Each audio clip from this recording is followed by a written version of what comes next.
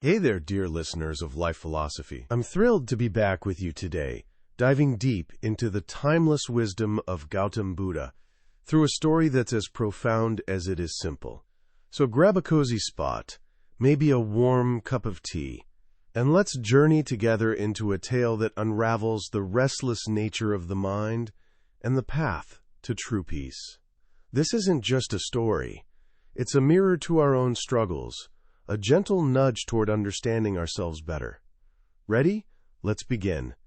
Picture this: a serene setting under a sprawling banyan tree, where Gautam Buddha sits surrounded by his disciples.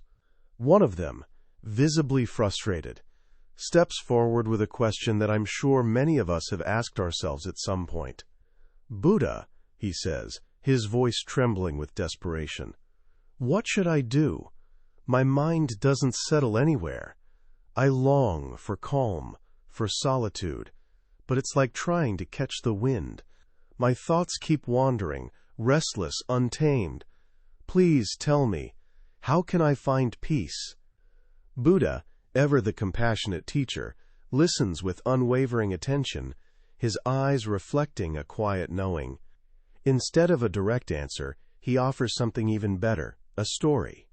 "Let me share a tale with you," he says, his voice soft yet commanding, "and within it, you'll find the answers you seek."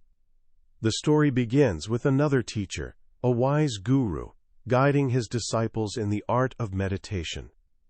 During one session, a curious disciple stands up, his brow furrowed with doubt.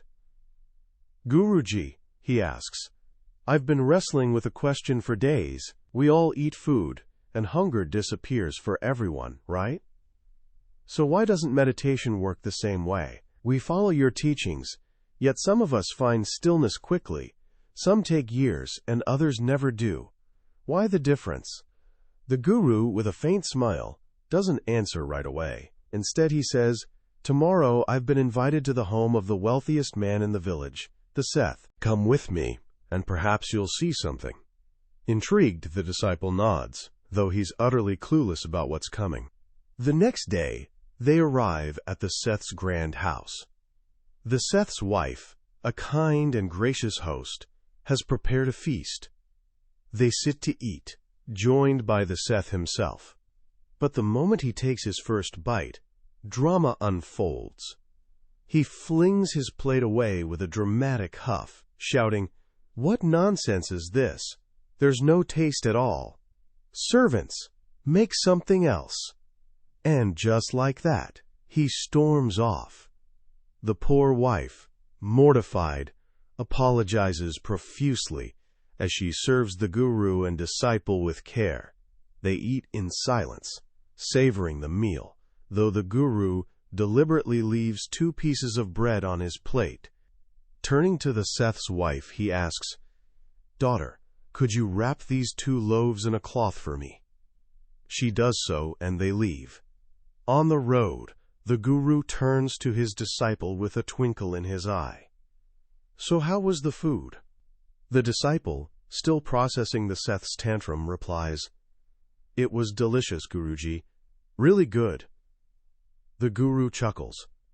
"Just delicious? Nothing more?" The disciple shrugs, confused. "Well, it filled my stomach. What else is there?"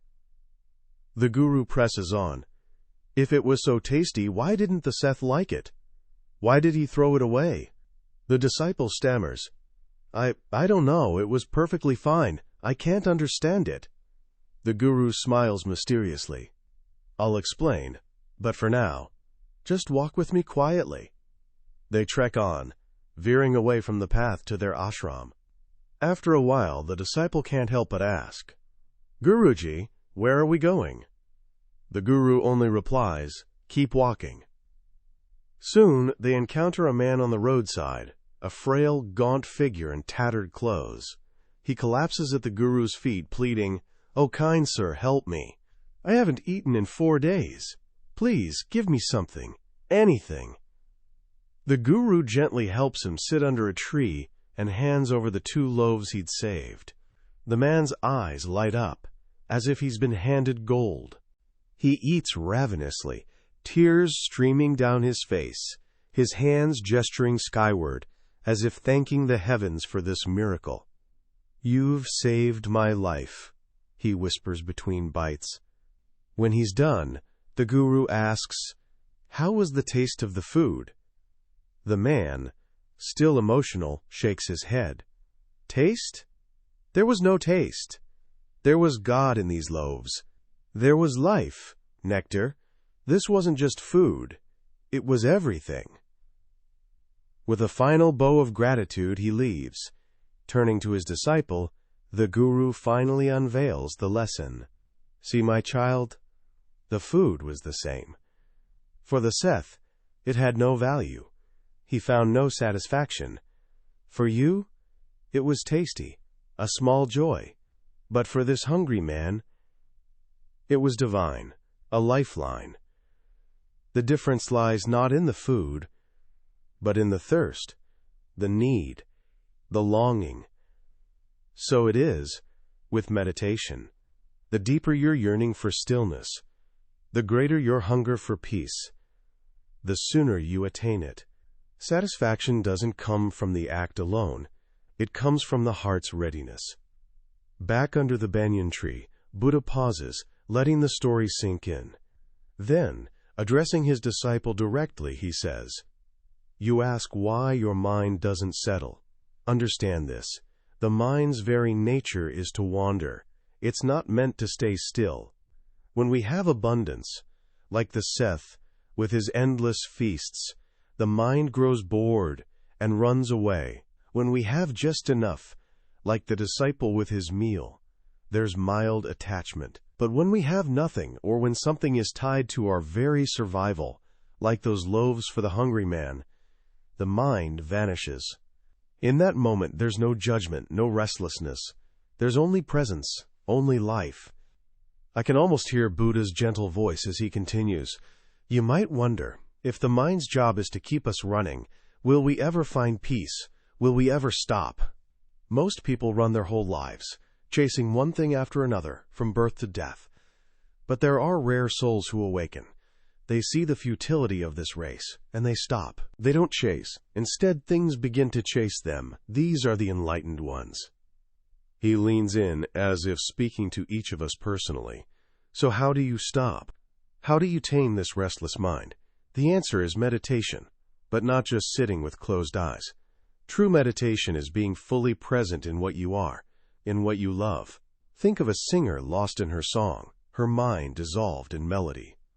Or a gardener tending to his plants, so immersed that past and future fade away. That's meditation, living your nature, being what you truly are. When you chase what you're not, the mind takes over, and you're left incomplete, always running. But when you embrace who you are, concentration comes naturally. You become whole. Isn't that beautiful, friends? I find myself reflecting on my own life as I share this. How often do we chase things that aren't meant for us, only to feel that nagging emptiness? I remember a time I pushed myself into a career I didn't love, thinking it was the right path. My mind was a whirlwind, never settled, always craving something else. It wasn't until I started writing, something I'd always felt drawn to, that I found moments of stillness. It's not perfect, but in those hours, I'm present. I'm me. Buddha's teaching here isn't just ancient wisdom. It's a living guide. He reminds us that the mind will wander. That's its nature. But we don't have to be its slave. Through meditation, through finding our true calling, we can anchor ourselves. And if you're curious to dive deeper into Buddha's life and philosophy, I highly recommend the book, Being to Becoming Buddha. It's a treasure trove on his early life, the middle path, the Four Noble Truths, and so much more, explained in a way that feels accessible, yet profound. So, my friends, as we wrap up today, I invite you to pause and ask, where is your mind running? And more importantly, what is it that makes you feel truly present, truly you? Maybe it's time to stop chasing and start being. Let's ponder that together until we meet again. Take care and keep seeking that inner stillness.